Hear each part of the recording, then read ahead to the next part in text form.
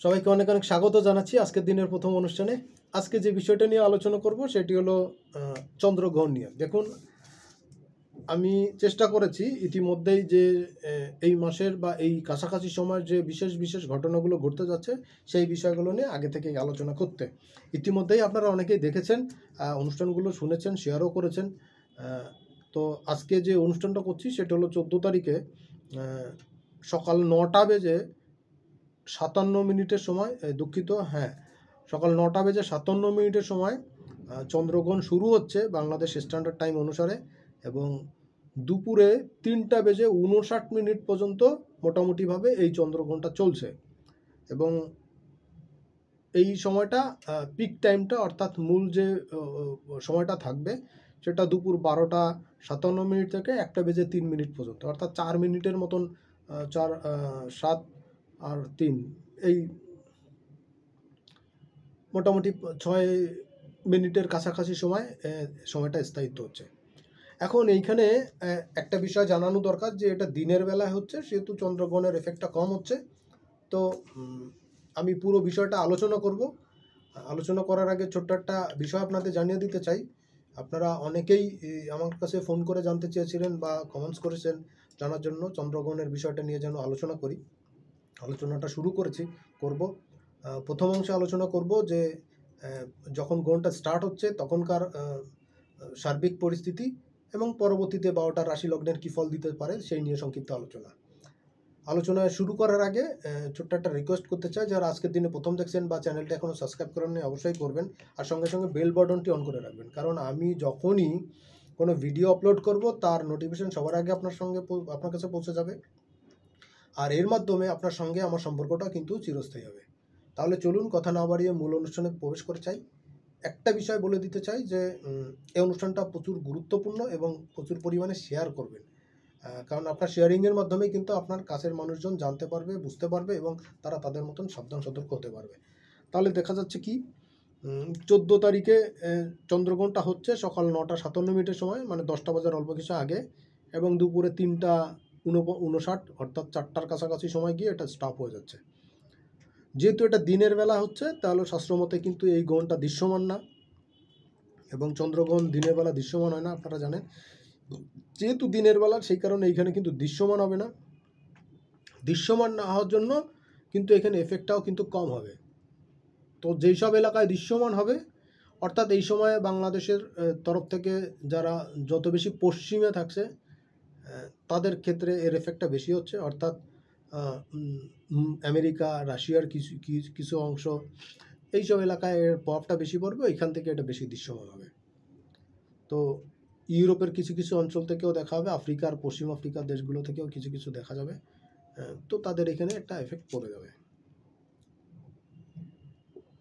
তো সেই হিসাবে এই গ্রহণের এফেক্টটা ওই দিকটায় বেশি হবে। তো শাস্ত্রমতে বলা হচ্ছে যেখানে দৃশ্যমান হয় না সেইখানে তার 50%-এর কাছাকাছি বা তার কম এটা অনুভব হয়, এফেক্টটা পড়ে।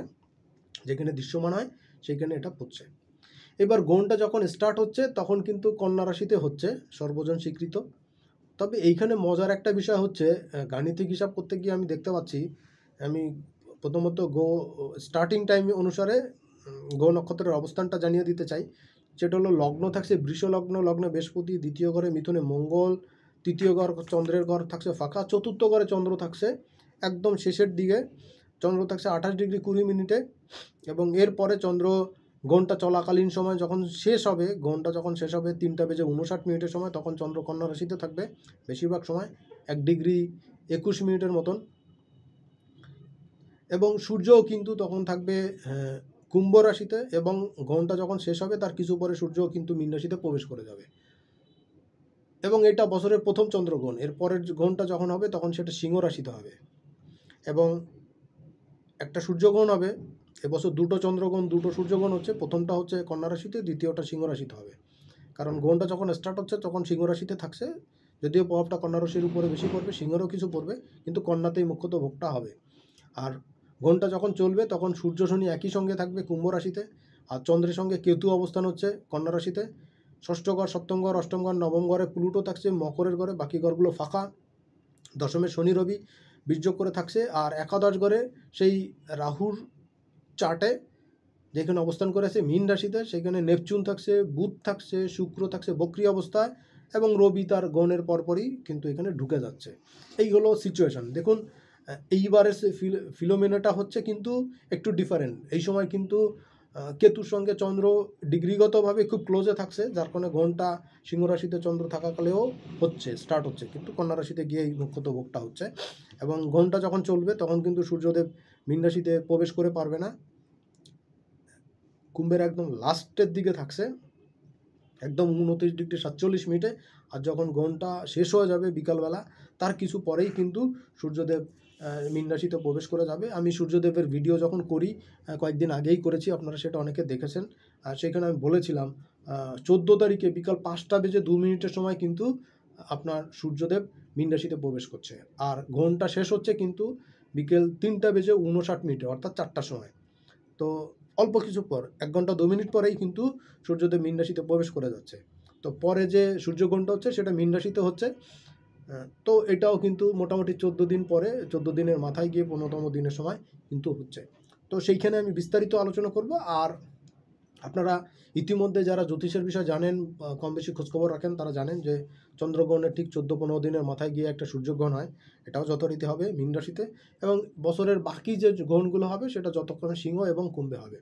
কারণ এর ভিতরে 6 মাসের মধ্যেই কিন্তু রাহু কেতু এক্সচেঞ্জ করবেন, শিফটিং হবে, রাহু মীন থেকে কুম্ভে চলে যাবে এবং কন্যা থেকে সিংহে চলে যাবে কেতু। এই সিচুয়েশনে পরবর্তী গ্রহণগুলো সেই সব জায়গাতে হবে। তো মুখ্যত কন্যা রাশিতে গ্রহণটা হচ্ছে। সেই সিচুয়েশনে শনিদেব থাকছে কুম্ভ রাশিতে 28°14', পূর্ব ভাদ্রপদ নক্ষত্রের 3 নম্বর পায়ে। বৃহস্পতি থাকছে 19°28', রোহিণী নক্ষত্রের 3য় পায়ে। রাহু 3°16', পূর্ব ভাদ্রপদ নক্ষত্রের 4র্থ পায়ে, একদম শেষ সময় এখান থেকে বেরোয় যাবে কুম্ভে। মঙ্গল থাকছে পুনর্বসু নক্ষত্রের 2য় পায়ে 24°59', মিথুন রাশিতে। বুধ মীন রাশিতে 15°25', এবং শুক্র বক্রী অবস্থায় 13°33'। এইখানের কিছু হিসাবের হেরফের হবে। তো ব্যাপারটা হলো যে এই যে সিচুয়েশানটা চলছে না, এই সময় কিন্তু চন্দ্রগ্রহণটা হওয়া 2 দিন পরেই কিন্তু বুধ কিন্তু বক্রী হয়ে যাচ্ছে। আপনারা জানেন যে বক্রী বুধের ভিডিওটা আপনারা এই ভিডিওর পরপরই পেয়ে যাবেন। সেটা হলো বুধ যখন বক্রী হচ্ছে 15 তারিখে। দেখুন 15ই মার্চ বুধ বক্রী হচ্ছে, ঠিক দুপুরে 12:48 সময়, এবং 15°28', 33' সময়, উত্তর ভাদ্রপদ নক্ষত্রের 4 নম্বর পায়ে। বুধ কিন্তু ইতিমধ্যে স্লো হয়ে গেছে, এবং আপনারা জানেন বুধের গতি কিন্তু 15°23' এখন আছে। আর বুধ কিন্তু বক্রী হচ্ছে তখন থাকছে বুধের অবস্থান 15°28', মানে আর খুব সামান্য বুধ আগাবে এই গণটা যখন চলবে, তারপর পরই বুধটাও কিন্তু বক্রী হয়ে যাবে। তো শুক্র বক্রী, বুধও বক্রী হচ্ছে, এবং সেখানে 6টা প্ল্যানেট হবে, সেই নিয়ে আলোচনা করেছি। অবশ্যই দেখবেন, শেয়ার করবেন। চন্দ্রের গণ নিয়ে আলোচনা করব। দেখুন কন্যা রাশিতে হচ্ছে কেতু চন্দ্রের এক্সেসে। তো এইবার এইখানে যে বিষয়টা হচ্ছে সেটা হলো কন্যা রাশির ঘরে হচ্ছে দ্বৈত রাশি, বুধ এখানে তার মূল ত্রিকোণ। একটা রেয়ার কেস যে তার নিজ ঘরেই তার মূল ত্রিকোণ হয়, এবং বুধ মোটামুটি এইখানেই সে তুঙ্গস্থ অবস্থায় থাকে, এই একটা জায়গা, এবং সেইখানেই কিন্তু গণটা হচ্ছে চন্দ্রের।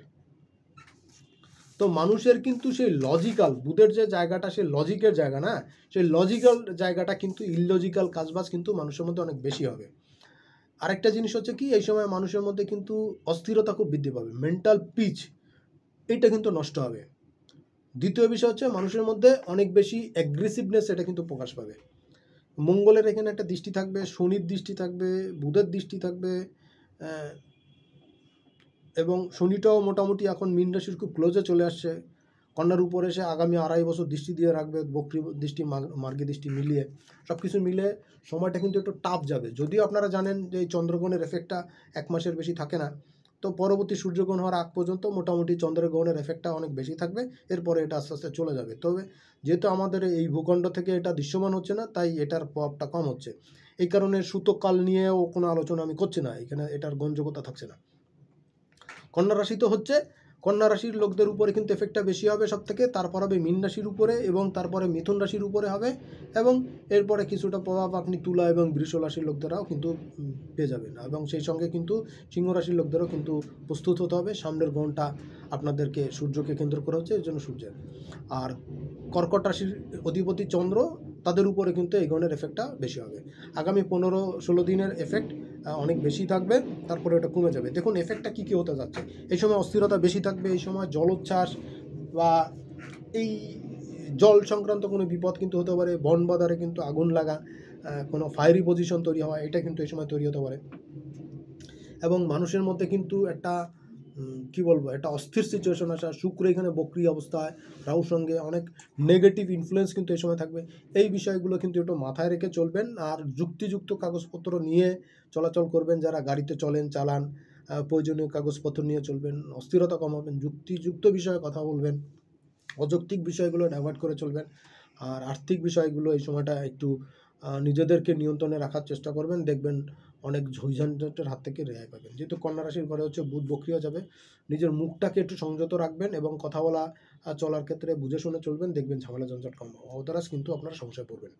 এই সময় যারা প্রেস মিডিয়ার সঙ্গে যুক্ত, যারা বিভিন্ন সোশ্যাল প্ল্যাটফর্মে কাজ করছেন, ইউটিউব, ফেসবুক বা এই ধরনের কোনো কিছুতে, যারা অনলাইন বিজনেস করছেন তাদের জন্য, যারা ফরেন কারেন্সির মাধ্যমে যারা বিজনেস করছেন, যারা পাচ্ছেন বেনিফিট পাচ্ছেন, ফাইন্যান্স হচ্ছে, তাদের জন্য একটু ডিস্টার্বের জায়গা থাকবে।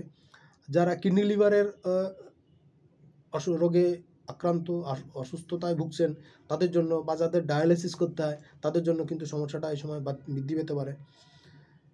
বাড়িতে যদি বয়স্ক লোক থাকে, 45 ইয়ারের উপরে, 50-এর উপরে যদি বয়স্ক মা বা মাতৃস্থানীয় কেউ থাকে, তার শারীরিক বিষয়টা একটু খারাপ হতে পারে।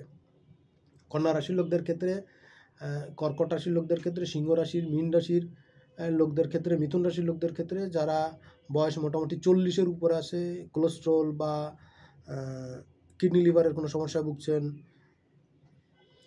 তাদের একটু শরীর স্বাস্থ্যের বিষয়ে সাবধান থাকবেন, সতর্ক থাকবেন। আদারওয়াইজ কিন্তু হঠাৎ করেই কিন্তু অনেক অসুস্থ হয়ে পড়তে পারেন এবং অনেকের ক্ষেত্রে কিন্তু মারাত্মক আকার ধারণ করতে পারে। অবহেলা করবেন না, সমস্যায় কিন্তু জটিলতা বৃদ্ধি পেতে পারে। এই জায়গাগুলো একটু খেয়াল রেখে চলবেন, তাহলে মোটামুটিভাবে হেলথ পার্টটা যদি একটু সাবধান সতর্ক থাকেন তাহলে ভালো থাকবেন।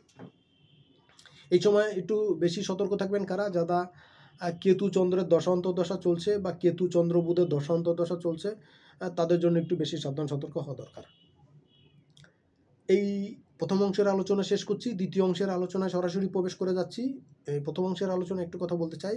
মান্ডেনের ক্ষেত্রে কিন্তু যারা কোস্টাল এরিয়াতে বসবাস করেন, যেখানে অনেক বেশি বৃষ্টিপাত হয়, বা সমুদ্র উপকূলে যারা থাকেন বা যারা জলে বসবাস করেন, জলে তাদের চলতে হয়, তাদের বিষয়ে একটু সাবধান সতর্ক থাকবেন। আর রাডারে বা স্থানীয় সংবাদের মাধ্যমে, গুগলের মাধ্যমে একটু খোঁজ নেবেন, সেইখানে ওয়েদার কন্ডিশন কেমন থাকছে সেই অনুসারে ঘোরাফেরা বা চলাফেরা করবেন। ঘুরতে যাওয়া, বেড়াতে যাওয়ার জন্য চিন্তা ভাবনা করবেন, অথচ এই সময়টা অ্যাভয়েড করে চলাটা ভালো হবে। যেসব এলাকায় প্রচুর বজ্রপাত হয় সেই সব জায়গাতে এয়ারে চলাচল না করাটাও কিন্তু আপনাদের জন্য বেটার হবে, আদারওয়াইজ কিন্তু সমস্যা পড়তে পারে। প্রথম রাশি হলো মেষ রাশি। দেখুন মেষ রাশি লগ্নের জন্য কিন্তু এই গোচরটা 6 হাউসে হচ্ছে, মেষের জন্য খুব ভালো হচ্ছে এটা বলা যাচ্ছে না। মেষের জন্য কিন্তু শারীরিক বিষয়টা সাবধান সতর্ক থাকা দরকার, কথাবার্তা একটু বুঝে শুনে চলা দরকার। আপনার দ্বাদশে কিন্তু ব্যয় বৃদ্ধি পাওয়া, স্ট্যাটাস মেনটেন করতে গিয়ে বা বড় কথা বলার জন্য কিন্তু ধরা খাওয়া, এই ধরনের সিচুয়েশন কিন্তু আপনাকে মুভ করতে হতে পারে, ফেস করতে হবে। এই বিষয়টা একটু বুঝে শুনে চলবেন। সেকেন্ডলি হচ্ছে বৃষ রাশি লগ্নের জন্য বলবো, বৃষ রাশি লগ্ন জাতক জাতিকাদের জন্য কিন্তু এই গোচরটাতে আপনার ক্যারিয়ারের বিষয়, সন্তানের বিষয় একটু সাবধান সতর্ক হওয়া দরকার। এই গোচরটা কিন্তু মোটের উপরে ভালো না, এবং এই গ্রহণটাও কিন্তু ভালো না। গ্রহণের পরে কিন্তু বৃষের জন্য, মেষের জন্য বেশ খানিকটা পজিটিভ নিউজ আসা শুরু করবে, এবং আপনাদের জন্য কিন্তু অনেক কিছুর বিনিময়ে কিন্তু সাফল্য আপনারা পাবেন। গত 1.5 বছর বৃষের জন্য বেশ খারাপ সময় যাচ্ছিল, সেইখান থেকে কিন্তু বৃষ আস্তে আস্তে বেটার ফল পাওয়া শুরু করবেন। আপনার রাশিতে কিন্তু সেই বৃহস্পতি গুরুজি, তিনি কিন্তু অতিচার গতিতে আসেন। এই সময় দীর্ঘমেয়াদী কোনো ইনভেস্ট করলে একটু বুঝে শুনে করবেন, মে মাসের পরে করলে আপনাদের জন্য কিন্তু ভালো। তবে এই চন্দ্রের গ্রহণটা চলাকালীন আগামী সূর্যগ্রহণের আগ পর্যন্ত সময়টা কিন্তু সেফটি সিকিউরিটির সঙ্গে আপনার থাকা উচিত। কোনো আইনি জটিলতায় কিন্তু করতে পারেন, অনৈতিক কাজ করলে সেই জন্য পানিশমেন্ট ভোগ করতে হবে। মিথুন রাশির জন্য বলবো, মিথুন রাশিতে মঙ্গল আছে আপনার, মিথুনের ক্ষেত্রে আপনার চতুর্থ ঘরে গ্রহণটা হচ্ছে। তো মায়ের শরীর স্বাস্থ্যের বিষয়ে একটু সাবধান সতর্ক থাকা দরকার, বিশেষ করে যাদের মাজায় বা যৌনাঙ্গের কোনো সমস্যা আছে তাদের ক্ষেত্রে, সেসব মায়েদের ক্ষেত্রে। আর যাদের মিথুনের জাতক জাতিকাদের যাদের মাজার সমস্যা আছে, বুকের, চেস্টের, লাংসের বা ব্রেস্টের কোনো সমস্যায় ভুগছেন, কোনো দীর্ঘমেয়াদী কোনো অসুস্থতা ভুগছেন, শ্বাসকষ্টজনিত সমস্যা ভুগছেন, তাদের জন্য একটু সাবধান সতর্ক থাকা দরকার। এই সময় একটু বুঝে শুনে চলা দরকার, আদারওয়াইজ কিন্তু আপনারা সমস্যার মধ্যে পড়ে যাবেন। আপনার আর্থিকভাবে কিন্তু ড্যামেজ সিচুয়েশনের মধ্যে আপনাকে পড়তে হতে পারে। জায়গাটা একটু মেনটেন করে চলা দরকার। গাড়িতে যারা চড়েন বা গাড়ি কিনবেন বলে চিন্তা ভাবনা করছেন, তাদের জন্য বলবো এই গ্রহণের পরে, সূর্যগ্রহণটা হয়ে যাওয়ার পরে আপনারা সেই কাজগুলো করতে পারেন। এর আগের জন্য আপনাদের জন্য কিন্তু ভুলে পড়া বা ভুল জায়গায় ইনভেস্ট করা আপনার কিন্তু সমস্যায় পড়তে পারে। জায়গা জমি সংক্রান্ত কোনো মামলা মোকদ্দমা থাকলে এই সময়টা অ্যাভয়েড করে যাওয়াটা আপনার জন্য ভালো হবে। কর্কট রাশি লগ্নের অধিপতি চন্দ্র, সেই কিন্তু গ্রহণের মধ্যে পড়ছে আপনার রাশি তৃতীয় গিয়ে। দেখুন, কমিউনিকেশনের ক্ষেত্রে কিন্তু মারাত্মক ব্যাহত হবে। আপনি কথাবার্তা যা বলবেন একটু বুঝে শুনে বলবেন, অতরাজ কিন্তু আপনার কথার অন্য মানে তৈরি হবে এবং অন্যরকম সমস্যা হবে। যারা রাজনীতির সঙ্গে যুক্ত, সোশ্যাল ওয়ার্কের সঙ্গে যুক্ত, কোনো সামাজিক কাজের সঙ্গে যুক্ত, সামাজিক বিজনেসের সঙ্গে যুক্ত, যারা কোনো অনলাইন প্ল্যাটফর্মের সঙ্গে যুক্ত, তাদের জন্য একটু সাবধান সতর্ক থাকবেন। কারণ কথাবার্তার কিন্তু মানে অন্য মানে দাঁড়াবে এবং অন্য মানে করা হবে, এবং সেই কারণে কিন্তু আপনি ট্রোলের শিকার হতে পারেন। এগুলো একটু বুঝে শুনে চলবেন, অন্যথায় কিন্তু সমস্যা নেই। আর কন্যা সন্তান যারা আছেন, বাবা মায়ের একমাত্র সন্তান কন্যা সন্তান, বা যারা ফিমেল পার্সন আছেন, তাদের জন্য, কর্কটের জন্য কিন্তু শারীরিক বিষয়টা একটু নজর রাখা দরকার। আর পাবলিক প্লেসে একটু কম যাওয়া উচিত।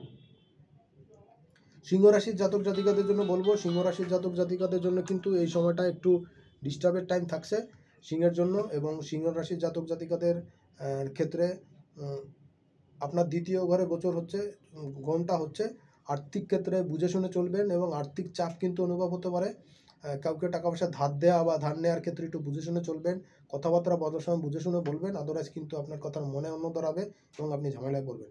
যারা আর্থিক প্রতিষ্ঠানের সঙ্গে যুক্ত বা যারা কোনো রাজনীতির সঙ্গে যুক্ত, সামাজিক কাজের সঙ্গে যুক্ত, যারা ফেসবুক বা ইউটিউব বা এই ধরনের কোনো কাজের সঙ্গে যুক্ত আছেন, তাদের জন্য একটু টাফ সময় যাবে। একটু বুঝে শুনে চলবেন, নতুবা আপনার কথার মাধ্যমে কিন্তু আপনি প্যাচে পড়তে পারেন। আপনার প্যাচটা কিন্তু লাগতে পারে, শত্রুতা বাড়তে পারে। একটু বুঝে শুনে চলবেন, সাবধানে চলবেন। আসছি কন্যা রাশি। দেখুন, কন্যা রাশিতেই কিন্তু গ্রহণটা হচ্ছে। কন্যা রাশির অধিপতি বুধ, সেও কিন্তু গ্রহণের পর বক্রি হয়ে যাচ্ছে। সো আপনাদের জন্য কিন্তু একটু টাফ সময় তৈরি হচ্ছে। এই সময়টা একটু বুঝে শুনে চলা দরকার, আদারওয়াইজ কিন্তু আপনি সমস্যায় পড়ে যাবেন। বিজনেসের ক্ষেত্রে, স্বপেশার ক্ষেত্রে কিন্তু আপনি মুশকিলে পড়ে যাবেন। এই গ্রহণের পরে কিন্তু আগামী 15 দিন আপনার জন্য খুব টাফ সময় হতে যাচ্ছে। এই সময় কথা বলার সময়, কথা কমিটমেন্ট দেওয়ার ক্ষেত্রে বুঝে শুনে দিবেন বা নিবেন, এবং কোনো কথার উপরে ভরসা করে অন্য কাউকে কথাও দিবেন না, চলবেনও না। তাহলে কিন্তু আপনি মারাত্মক বিপর্যয়ের মধ্যে পড়ে যাবেন। কোনো আইনি সমস্যা, আইনি জটিলতার মধ্যে পড়তে হতে পারে। এই বিষয়গুলো একটু মেনটেন করে চলবেন, আপনার জন্য ভালো হবে।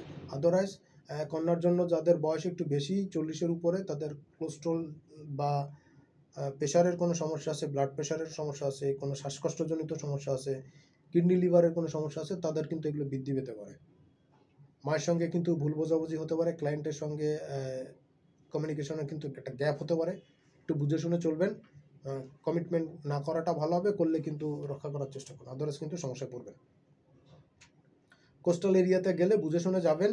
আর জল বা জলজ কোনো অসুস্থতায় ভুগতে পারেন, সুতরাং জল গ্রহণ করার ক্ষেত্রে, পান করার ক্ষেত্রে একটু বুঝে শুনে করবেন। পরবর্তী রাশি তুলা। তুলার ক্ষেত্রে দ্বাদশে গ্রহণ হচ্ছে। তুলার জন্য কিন্তু দ্বাদশে গ্রহণ হচ্ছে, খরচাটা কিন্তু বৃদ্ধি পেতে পারে, অহেতুক ভ্রমণ কিন্তু আসতে পারে, ভ্রমণে বিপদ কিন্তু হতে পারে। সুতরাং তুলার জন্য আগামী 2 সপ্তাহ কোথাও ভ্রমণে না যাওয়াটা ভালো হবে। কোনো অফিসিয়াল কাজ যদি থাকে, চেষ্টা করবেন এই সময় না করতে, এর পরবর্তী সময় করতে, তাহলে অনেকাংশেই আপনাদের জন্য সেফটি আসবে এবং সেই কাজে সাফল্য পাবেন। এই সময় কিন্তু সাফল্য কম আসবে এবং শত্রুতা কিন্তু বাড়বে। এই সময় শত্রুতার চাপ বৃদ্ধি পাবে, একটু বুঝে শুনে চলবেন, আদারওয়াইজ কিন্তু আপনাকে শত্রুতা ভোগাবে। আর মাজায় ব্যথা, পেটের কোনো হজমজনিত জটিলতা, এগুলো কিন্তু বৃদ্ধি পেতে পারে। জল খাবার গ্রহণের ক্ষেত্রে সাবধানে থাকবেন। বৃশ্চিক রাশি লগ্নের ক্ষেত্রে একাদশে গোচর হচ্ছে, গ্রহণটা হচ্ছে।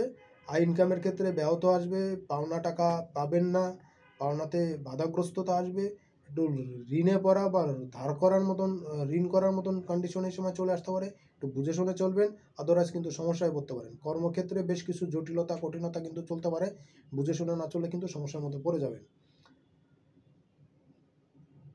বৃশ্চিকের জন্য আরেকটা সমস্যা, আপনার সন্তান যদি ছোট থাকে, 12 বছরের কম বয়সী হয়, পুত্র সন্তান বা কন্যা সন্তান যাই হোক না কেন, প্রথম সন্তানের শরীর স্বাস্থ্যের বিষয়ে একটু সাবধানে থাকবেন। আদার্স কিন্তু ছোটোখাটো চোট লাগা, অ্যাক্সিডেন্ট হওয়া, আগুন, ইলেকট্রিকের যন্ত্রপাতি থেকে এটা কিন্তু সাবধানে থাকবেন। কন্যা সন্তানের ক্ষেত্রে জল বা জলজ কোনো কিছুতে কিন্তু সমস্যা হতে পারে, একটু বুঝে শুনে চলবেন, ভালো থাকবেন। ধনু রাশি লগ্নের জন্য কিন্তু এই গোচরটা হচ্ছে আপনার দশমে। এই গৌণটাই কিন্তু আপনাকে কর্মক্ষেত্র সংক্রান্ত আগামী 2 সপ্তাহ বেশ ডিস্টার্বের মধ্যে পড়তে হতে পারে। ফাজিল লোকজন কিন্তু, ফাটকা লোকজন কিন্তু এই সময় আপনার সঙ্গে ফাটকামতি করতে পারে এবং আপনি বিজনেসে ধরা খেতে পারেন, ফ্রডের পাল্লায় পড়তে পারেন। এই সময়টা একটু বুঝে শুনে চলবেন এবং সাবধান সতর্ক থাকবেন। টাকা পয়সা কম রাখবেন এবং দূর ভ্রমণ অ্যাভয়েড করে চলবেন, আপনার জন্য ভালো হবে। মকরের জন্য বলবো, মকরের ভাগ্যস্থানে 9 হাউসে কিন্তু গ্রহণটা হচ্ছে। মকর রাশি লগ্নের জাতক জাতিকদের জন্য এই গ্রহণের এফেক্টটা কিন্তু অনেক বেশি হবে এবং সেটা নেগেটিভ। একে তো শনি 7.5 শেষ সময় চলছে একদম লাস্ট পিরিয়ডে, এবং এর পরের গ্রহণটা হবে আপনার তৃতীয় সূর্য গ্রহণটা, তারপরের গ্রহণগুলো আপনার দ্বিতীয় হবে। সুতরাং কমিউনিকেশনের ক্ষেত্রে কিন্তু বেশ খানিকটা ডিস্টার্বের মধ্যে পড়বেন। মানুষজন কথার মানে বিকৃত করে আপনাকে ঝামেলায় ফেলার চেষ্টা করবে। ভাগ্য বিপর্যয় যাওয়া, পিতামাতার শরীর স্বাস্থ্য খারাপ যাওয়া, অনেক বেশি ডিস্টার্বের আসা, বাড়িতে চুরি হওয়া বা কোনো রকম জল বা জলজ কোনো কিছু থেকে কোনো সমস্যা আসা, যাদের কিডনি লিভারের সমস্যা আছে তাদের কিন্তু এই সময়টা বৃদ্ধি পেতে পারে। সাবধান সতর্ক থাকবেন, বুঝে শুনে চলবেন আর চেষ্টা করবেন একা না চলতে।